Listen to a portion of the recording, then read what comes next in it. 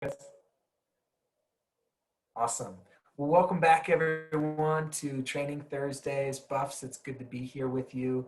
My name's Bob. I'm here with Mac and Chris this week, and our topic is fueling our drive by loving tough. But before we jump into that, we do have a question from a student athlete that Chris is going to read out. That's just from last week's topic, which is how do we ignite our spark, our motivational spark, even if we might not be feeling it.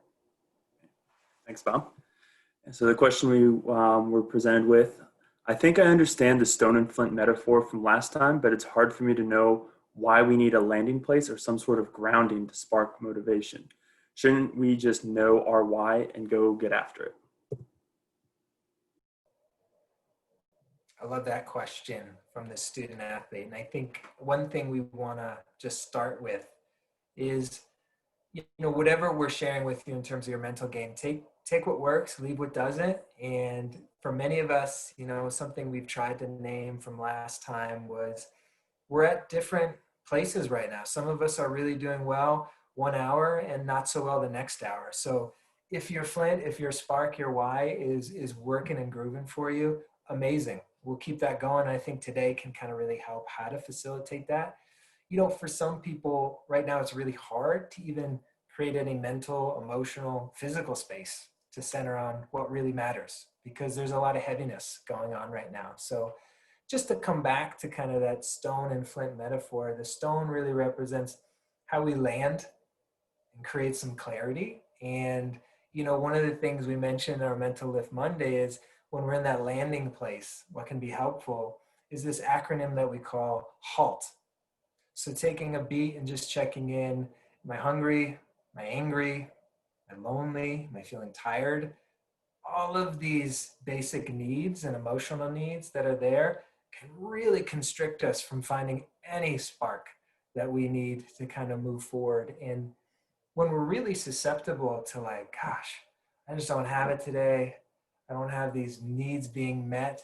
It can be really difficult to find that inner voice too that allows us to move forward.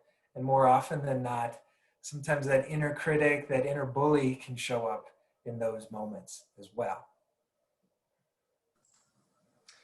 Yeah, and just to add off of that, I think this question of shouldn't we know our why, I think what Bob is also getting at too is that there could be a lot of conflicting things or situational or circumstantial things that are happening that, yes, that why might be there, but it might be buried under all that stuff, right? So it's not like you don't have that flint or groundings, place already available to you. It just might be kind of covered over. And so it's really helpful and important just to be able to, dust that off and clear it and find it to really get the most contact with that flint to get things going. So sometimes it's just a matter of, did it get covered up by these things? And do I need to take that pause or halt so that I can clear it off? So thank you for the question. Definitely, please keep sending them our way. We're always happy to answer them.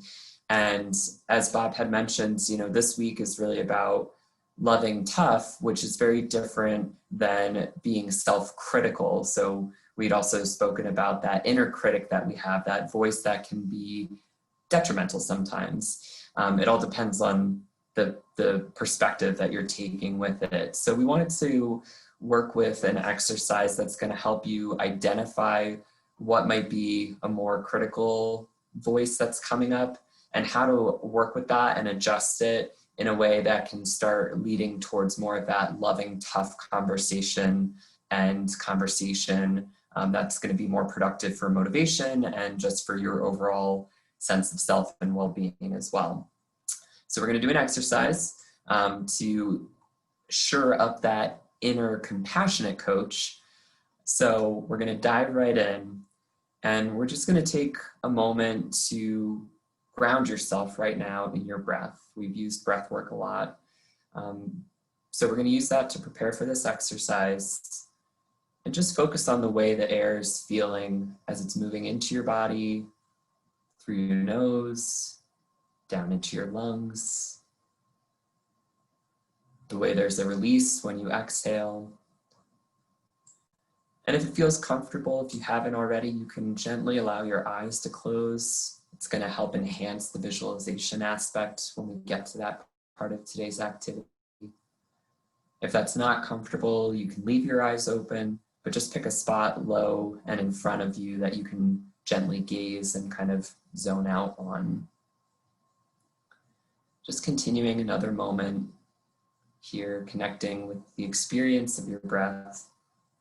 You don't have to change anything about it. Just notice how it's moving through you. The rhythm, the way it's grounding you more deeply in your body as you're really tapping into that experience of what it's like to breathe. So today we want to explore how to encourage and motivate you from that place of care and compassion and really strengthen that side rather than the side of self-criticism that we can often fall prey to. So if the stone and flint are something that work to ignite your motivation because it's grounding you in yourself, which is the stone, and you're using your values and things that are important to you, which is the flint, and that helps spark what's needed, you can imagine that self-criticism is like a rain passing through or a downpour that can douse and extinguish that spark, that motivation, and it can make it really difficult to try and relight it. So with that framework in mind, as you're grounded and centered with your breath and your body, try and see if you can bring yourself back into a moment, and that could be in your sport or it could be in another area in your life, but try and find yourself back in a moment where you can identify something that you would have liked to have changed, something that maybe you were beating yourself up about in that moment. So for example, it could be recalling a moment of, I had anxiety before I was competing. So find whatever that moment is, recall the words that were internally spoken in that moment, and how those words made you feel. Perhaps it's taking a moment to just imagine and visualize what we call that inner critic coach, and that they're saying those things. What would they look like? Is that inner critic coach you? Is it another person? Is it someone in your life, or maybe someone from TV, media, movie? Or maybe it's not even a person, it could just be an entity or some kind of imagined creature that pops up and speaks these critical messages to you. Just briefly hold this experience in your mind's eye, noticing any of the feelings that are arising and the impact that this approach ultimately has had on your following experiences or performance. Take a few cleansing breaths to appreciate the information you have now, even if there's a tinge of pain or discomfort to it. And take another breath or two as we're going to prepare to recalibrate these messages into a place of compassion and loving tough to help support you. So imagine again in your mind's eye the visual representation of this entity, whatever that thing looked like that was representing your inner coach. And now imagine yourself standing with it in its presence. And imagine yourself acknowledging the message from that critical inner coach and just saying something like, yes, I see you. Or if it feels appropriate to, you can say, I know you want me to succeed. I know you want me to do well. I know you want me to win, whatever that might be. Thanks for trying to help me do my best. But from here, we're going to pivot and make room for a compassionate inner coach, because this is one that accepts you as you are, wants to encourage you to perform at your highest level, and consider what this coach might look and sound like to you. It could be an actual former coach, Could be a mentor or someone you look up to, someone that's supportive in your life. Think about how it feels to be present with that person. The motivation of the compassionate inner coach is, I want you to achieve everything that is possible for you to achieve. And you have everything you need to be successful, and together we can make that happen. This kind of compassionate inner coach is kind and supportive. It's also wise and sees clearly what is working for you as well as what is not working for you. Sometimes that critical coach is only focusing on the things that didn't work. But from this perspective, with the compassionate inner coach, you can see more clearly all the views and perspectives, and you might be able to notice what new language you could use using this frame that would encourage you to do better, how you could make a change or overcome an obstacle.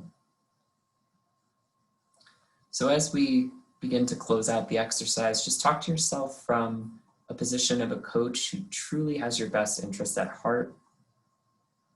Be compassionate to yourself and giving yourself that. And, it's okay if you have trouble finding the words too. It takes some time. If nothing else from this exercise, you can use it to help harness and work on setting an intention to being kinder to yourself. And that will eventually help new habits in forming. So from there, just take another breath or two. And when you're ready, you can come back to the space that you're in.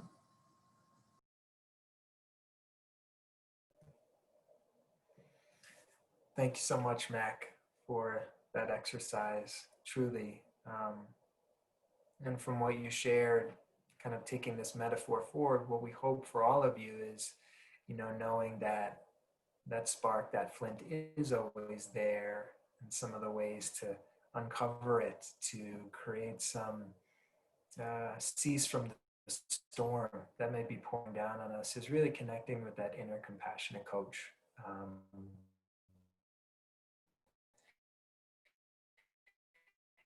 And so how do we keep it going, especially, by planning for challenges that may be coming our way? So if you have any questions